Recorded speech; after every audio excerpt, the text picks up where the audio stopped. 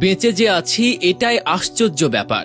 সকালে দাঁত মাজার জন্য টুথপেস্ট নিলাম, এর মধ্যে নাকি ক্যান্সারের উপাদান। নাস্তায় একটু পরোটা খেলাম, সেটাও আবার ভেজাল তেলে ভাজা। সুন্দর দেখে একটা কলা খেলাম, তাও আবার কার্বাইড দিয়ে পাকানো। চাঙ্গা হওয়ার জন্য 1 মগ কফি নিলাম, সেটাই নাকি কফির গুঁড়ো কম, তেঁতুল বীজের গুঁড়ো বেশি। কাঁচা বাজারে গেলাম টাটকা শাকসবজি কেনার জন্য, কিনবো কি? সবই তো হাইব্রিড সার দিয়ে ফলানো। মশলা আর হলুদ গুঁড়ো নিলাম, ওতে আবার লেড আর ক্রোমাইড কেমিক্যাল মেশানো। সয়াবিন তেল দিয়ে রান্না করব, সেই তেলের অর্ধেকই নাকি পাম্প অয়েল মেশানো।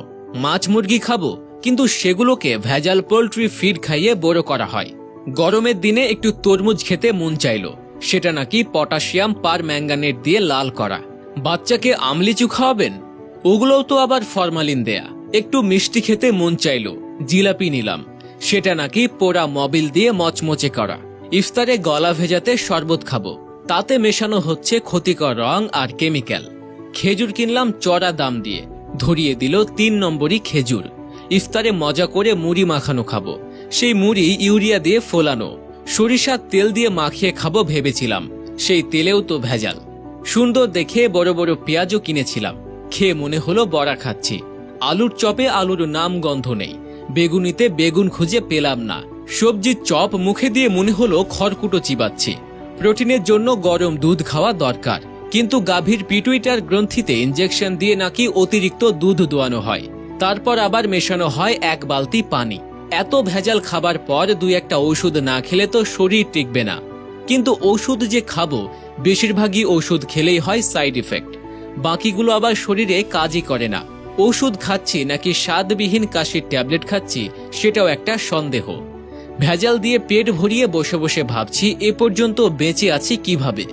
চিনি আর লবণ দেখতে কিন্তু ঝরঝরে সুন্দর, অথচ সুন্দর দেখাতে গিয়ে এই দুটো খাদ্য আর খাদ্য নেই, হয়ে গেছে ক্ষতিকর রাসায়নিক পদার্থ। 3 বেলা করে খাচ্ছি কেবল বিষ। হাতে জীবাণু দূর করার জন্য হ্যান্ড স্যানিটাইজার মাখবো, সেটাও নাকি নকল। পানি দিয়ে হাত ধোবো, সেই পানির সাথে আসে দানা দানা ময়লা। সবজি কিনতে গিয়ে ভালো দেখে বেছে বেছে নিলাম, বাসায় এসে দেখি সব পচা। চিন্তায় পড়ে গেলাম, এ কেমন জাদু? ব্যবসায়ীরা কি মানুষ নাকি এলিয়েন? এখন মানুষের ইমানেও দেখি ভেজাল, আগাগোড়া মানুষের মধ্যেই ভেজাল।